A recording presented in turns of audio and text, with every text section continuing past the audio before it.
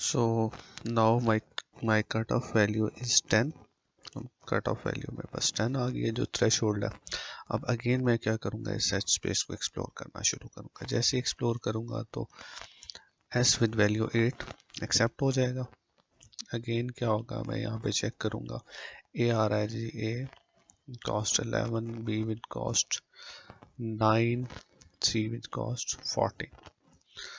तो इसमें से मुझे बी को एक्सप्लोर करना है, तो बी के आगे मेरे पास टू वेज हैं जी, D12 और E11।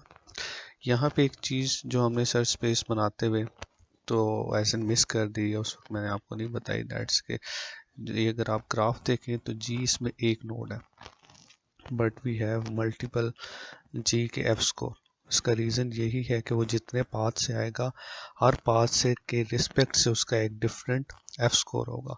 सो आपने उन सब को एफ स्कोर को मेंशन करना है कि अगर आप S B D E F से आओगे तो जी का एफ स्कोर आपके पास ये होगा। अगर आप जो है S B E G H से आओगे तो जी का एफ स्कोर 13 होगा। सो इस तरह से मल्टीपल आपके पास एफ स्कोर एक नोड के आ सकते हैं अगर उसमें मल्टीपल इनकमिंग जो है वो एजेस हों। तो इट्स इम्पॉर्टेंट पॉइंट जो कि आपको माइट पॉसिबल कि कहीं किसी जो है ग्राफ में या किसी सिनेरियो में आपको कंफ्यूज कर सकता है। So let's come to our problem. So अभी हमने देखा कि एस एक्सप्लोर हो गया था कॉस्ट ऑफ 8, बी एक्सप्लोर हो गया था विद कॉस्ट ऑफ 9। अब हमारे पास जितने भी नोड्स रह गए हैं, A11 है, चाहे वो E11 है, D12 है, C14 है, वो उस थ्रेशोल्ड वैल्यू से ज़्यादा है।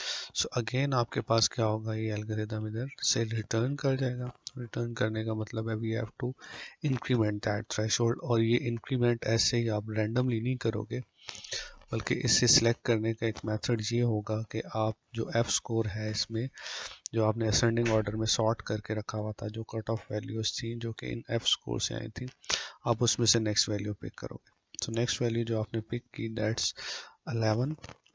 सो अब जो इसके बाद आने वाली थ्रेशोल्ड वैल्यू है दैट्स 11। तो नाउ योर थ्रेशोल्ड इज 11। तो आप स्टार्ट करो, start with node S, cost of 8 is less than 11, so you select this as explode 8 and then again आप इसकी एक्सप्लोरेशन इस तरह से स्टार्ट कर दोगे। स्टार्ट करोगे तो ये A with 11 cost, B with 9, C with 14। तो you know कि B9 इसमें एक्सप्लोर हो रहा है क्योंकि 9 cut off value is less than 11।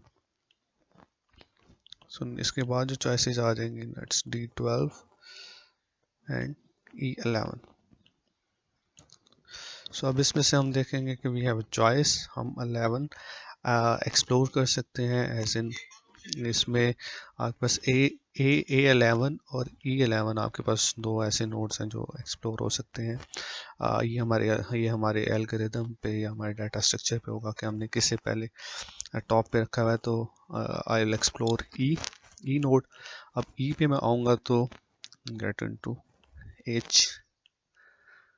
H12 मुझे यहाँ से मिलेगा और E11 को मैंने एक्सप्लोर कर लिया। अभी मुझे देखना है नेक्स्ट टाइम अगर इससे कोई कम पाथ आएगा तो मुझे अपडेट करना है, नहीं तो डिस्कार्ड कर देना। सो ये भी एक्सप्लोर हो गया। मैं जाता हूँ A11 पे। A11 पे जब मैं गया तो I got B with cost 10, as in B with 9 explore हो चुका है, तो मुझे इससे आगे इस पाथ को एक्सप्लोर नहीं करना। So now I come back to my graph. तो यहाँ पे मुझे D12, H12 और C14 मिल रहा है। सो अगेन ये थ्रेशोल्ड वैल्यू से ज़्यादा मेरे पास जो है नोड्स आ रहे हैं, तो इनकी एक्सप्लोरेशन नहीं होगी। सो यहाँ पे भी हमारे पास इसी तरह से होगा कि यहाँ से हमारा एल्गोरिदम रिटर्न कर जाएगा, और इस ग्राफ को देख के हम बता सकते हैं कि 12 पे भी क्योंकि हमें गोल नहीं मिल रहा, तो 12 पे भी हम क्या करेंगे, हमें रिटर्न जो है वो रिटर्न होना पड़ेगा। सो जो नेक्स्ट इस लिस्ट में आएगा थ्रेशोल्ड वो 12 है। 12 पे आप चेक करोगे तो अगेन रिटर्न हो जाएगा।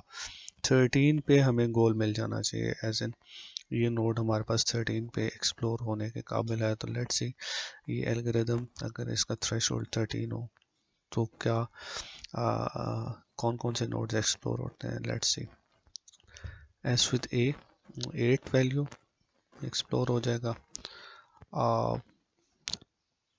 यहाँ से I have choices of like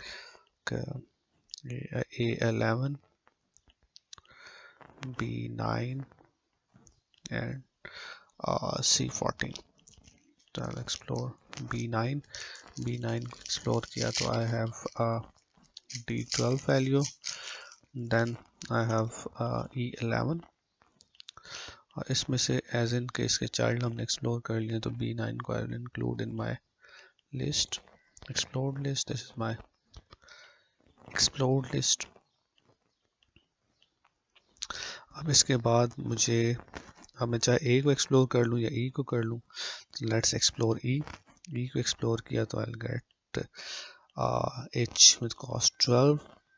अब मुझे ए को एक्सप्लोर करना है, जैसे ए को एक्सप्लोर करूँगा तो I get B with cost 10, as in B with cost 10। B with cost 9 हमारे पास पहले से पड़ा हुआ है तो मुझे इसको एक्सप्लोर नहीं करना, यहाँ पे डेड एंड आ जाएगा। तो अब यहाँ पे जो E11 मैंने एक्सप्लोर कर लिया हुआ था, यहाँ पे अब मेरे पास जो बच गया है दैट्स D12, H12, C12 तो जो ये C14। तो मुझे इसमें से 12 कॉस्ट को एक्सप्लोर करना है तो I will go with like D12। तो D12 को मैं करता हूँ तो आई विल गेट F13। सो अभी मेरे पास H12 की कॉस्ट कम है तो मैं H12 को एक्सप्लोर करूँगा। मैंने गेट एक्सप्लोर H12 तो मुझे यहाँ से क्या मिलेगा G13। तो यहाँ पे D12 भी मेरे पास एक्सप्लोर लिस्ट में आ जाएगा और मेरे पास H12 भी एक्सप्लोर लिस्ट में आ जाएगा।